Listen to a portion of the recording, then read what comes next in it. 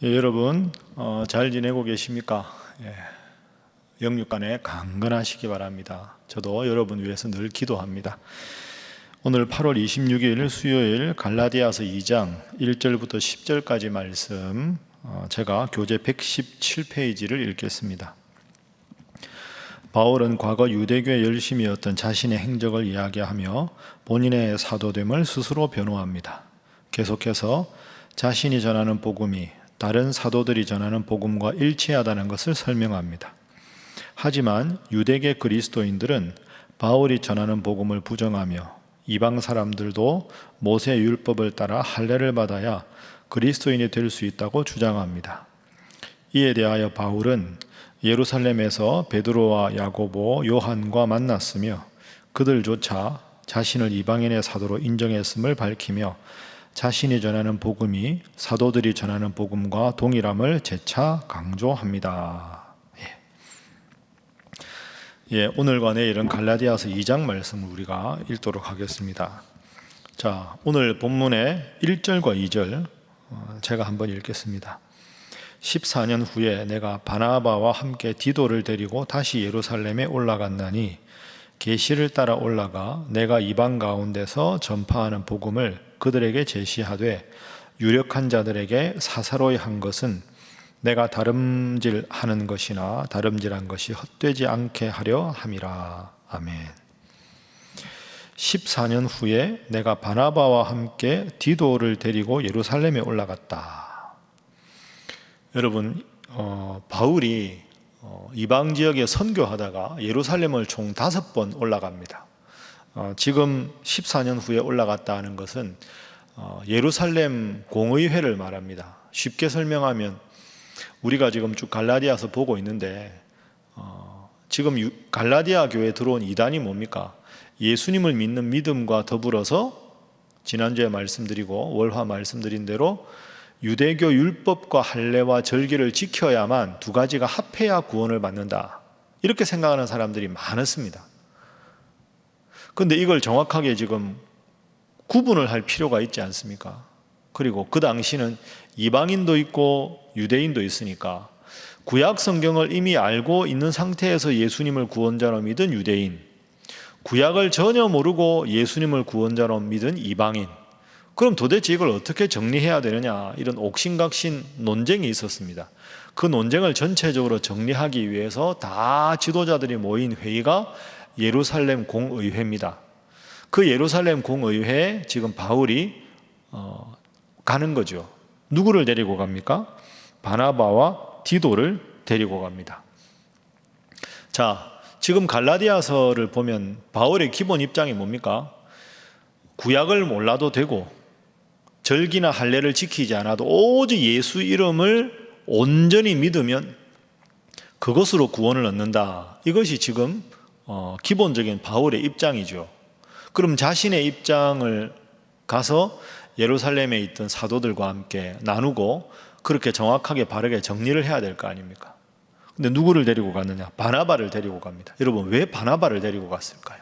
바나바는 그 이방 지역에 소아시아 전도 여행을 할 때 동역했던 사람이죠. 그리고 바나바가 누굽니까? 초대교회에서 위로하던 사람, 가장 재산도 많았지만 사도들 앞에 바치고 존경받는 사람이었거든요. 그러니까 바나바는 이방인들에게 예수님의 복음을 전했을 때 그걸 그대로 믿고 구원받는 일을 가장 많이 본 사람, 예루살렘에 있는 사도들조차도 신뢰하는 사람이 바나바입니다. 그래서 지금 바울이 바나바를 데리고 가는 겁니다. 또 데리고 간 사람이 누굽니까? 디도지요. 디도는 고린도 교회, 고린도가 큰 도시였는데 고린도에서 목회를 잘하던 사도였습니다. 영적인 아들 디모데처럼 또 디도도 바울이 영적인 아들로 사랑하던 사람이었습니다. 그리고 그레데 섬에서도 목회를 잘했습니다. 그러니까 바나바는 이방인 전도의 현장을 제일 많이 목격한 사람, 디도는 그레데와 고린도에서 목회를 잘했다고 소문이 난 사람, 이 두 사람이 함께 가면 그렇구나, 이방인들에게 복음을 전했을 때 하나님께서 강력하게 역사하셨다는 것을 가장 잘 증언할 두 동역자를 데리고 예루살렘 공의회를 간 거죠. 그래서 유대인이든 이방인이든 예수 이름을 믿으면 구원 얻는다는 결정이 예루살렘 공의회에서 내려집니다.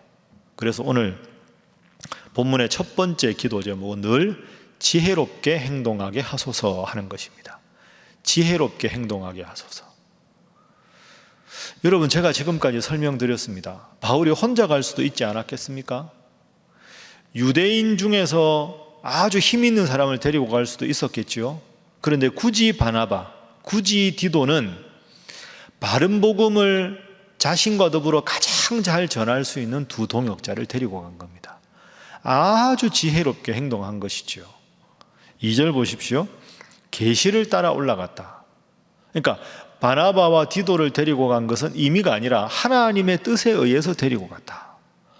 여러분, 우리가 이런 모습을 본받아야 합니다. 하나님 믿는 사람들 하나님 앞에 모여 예배 드리는 것도 잘해야 되지만 한마디 말을 하거나 회의에 참석하거나 어떤 행동을 해도 하나님께서 주신 계시, 지혜에 따라서 어떻게 내가 하는 것이 가장 지혜로울 것인가를 바울처럼 해야, 그래야 우리의 삶 속에서도 하나님 믿는 사람답게 살아갈 수가 있게 되는 거죠. 굳이 바나바, 굳이 디도, 하나님 주신 뜻에 따라 지혜롭게 행동했다. 여러분 꼭 기억하시고 오늘 하루 하나님 제 생각을 주관하시고 제 마음을 주관하시고 제 말을 주관하시고 제 행동을 주관하셔서 하나님 주시는 계시의 지혜를 따라 지혜롭게 살아가게 하소서. 매일매일 그렇게 살아가게 하시고 평생을 그렇게 살아가게 하소서. 그래서 하나님이 여러분의 삶을 살아주시고 하나님이 앞장서서 여러분의 모든 문제를 해결해 주시고 오직 하나님의 뜻에만 따름으로 이 세상에서도 형통한 삶을 살아가시는 우리 신일의 모든 성도들이 다 되시기를 주님 이름으로 축복합니다. 자, 두 번째 기도 제목입니다. 두 번째는 잘못된 것에 타협하지 않게 하소서 하는 것입니다. 잘못된 것에 타협하지 않게 하소서. 자, 3절 말씀 봅니다. 그러나 나와 함께 있는 헬라인 디도까지도 억지로 할례를 받게 하지 아니하였으니. 여러분, 제가 말씀드렸죠. 유대인들은 절기를 지키고 남성이면 할례를 다 받게 했습니다. 할례도 받고 절기도 지켜야 구원받는다. 유대인들은 자꾸 그렇게 생각했잖아요. 근데 바울은 그게 아니거든요. 그건 복음이 아닙니다. 복음을 퇴색시키는 거죠.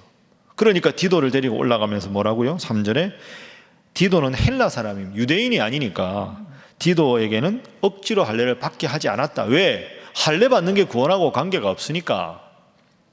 5절 보십시오. 그들에게 우리가 한시도 복종하지 아니하였다. 잘못된 가르침을 전하는 자들과는 한시도 복종하지 않았다.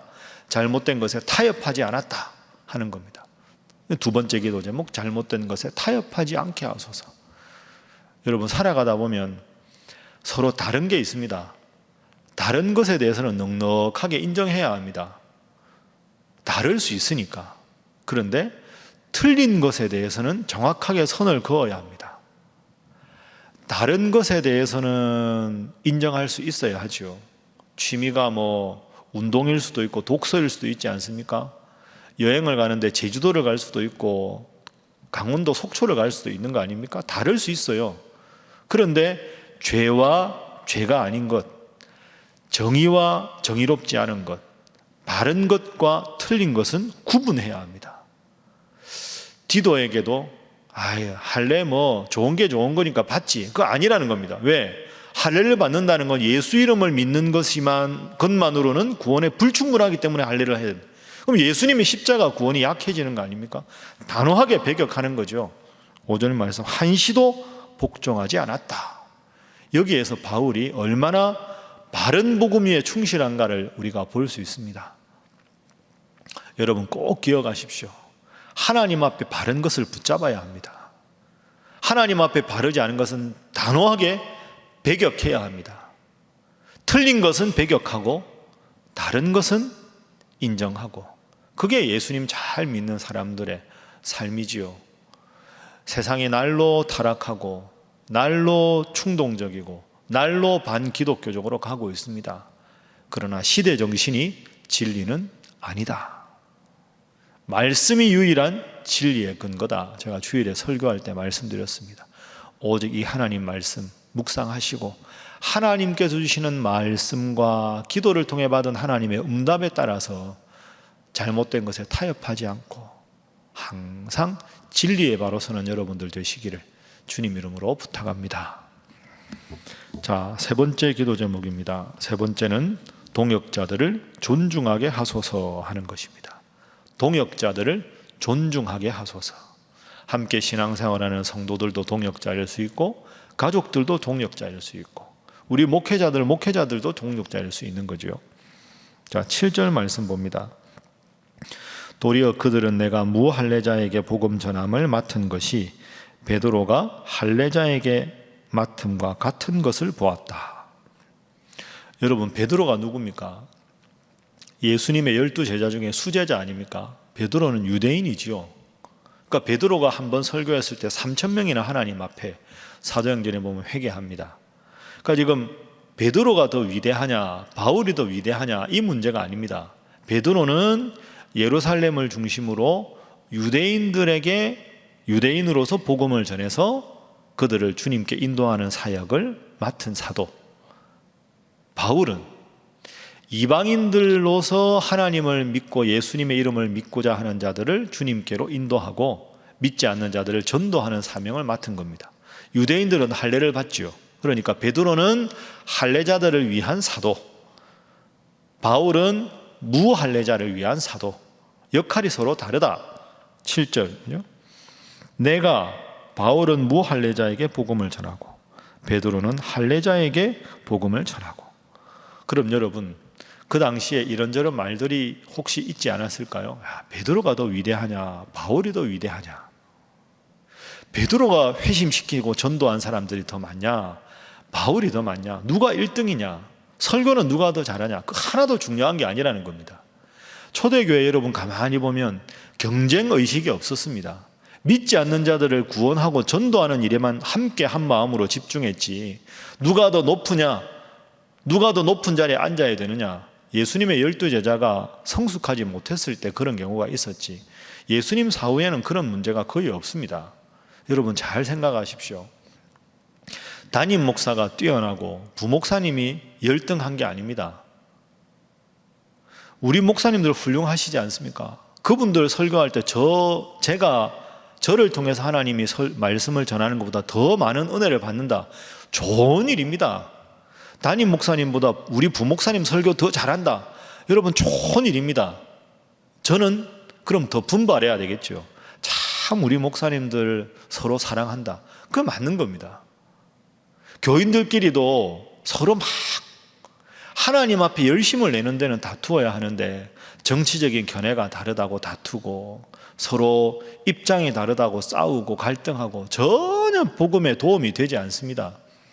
여러분 교인들끼리 만나면 믿음 이야기만 하십시오. 여러분들끼리 만나서 정치 이야기하지 마십시오. 정치적 견해가 다 다를 수 있습니다. 그냥 그렇게 존중하면 되는 거죠. 믿음의 식구들인데 정치적인 견해로 뭐 이러니 저러니 해서 그걸로 마음이 나누어지고 그걸로 마음의 갈등이 생겨서 신앙생활에 소홀하게 되고 신앙생활에 갈등이 일어나는 거 바람직하지 않습니다. 정치적인 의견의 다름은 존중하되 정치적인 이슈를 가지고 교회에 와서 교회 모임에서나 교회 단체 카톡방에서나 SNS나 막 이렇게 공유하면서 자신과 같기를 바라는 행동은 그리 지혜로운 행동이 아닙니다. 여러분 꼭 기억하십시오. 바울은 바울이고 베드로는 베드로입니다. 믿음 안에 우리는 한 가족입니다. 꼭 기억하십시오. 말씀을 정리하겠습니다. 오늘 바울이 참 지혜로웠습니다. 바나바와 디도를 데려갔습니다. 하나님의 뜻에 따라 여러분들도 오늘 하루 또 평생 동안 늘 지혜롭게 생활할 수 있도록 하나님 지혜를 주옵소서 기도하시고 잘못된 것에는 타협하지 않도록 그리고 동역자들을 사랑하고 존중하는 우리 사랑하는 신일의 모든 성도들이 다 되시기를 주님 이름으로 축복합니다. 이 세 가지 제목으로 또 확산되는 코로나가 더 확산되지 않도록 어려움을 당한 이웃과 여러분 각자의 제목을 놓고 다 함께 주님 앞에 기도하겠습니다.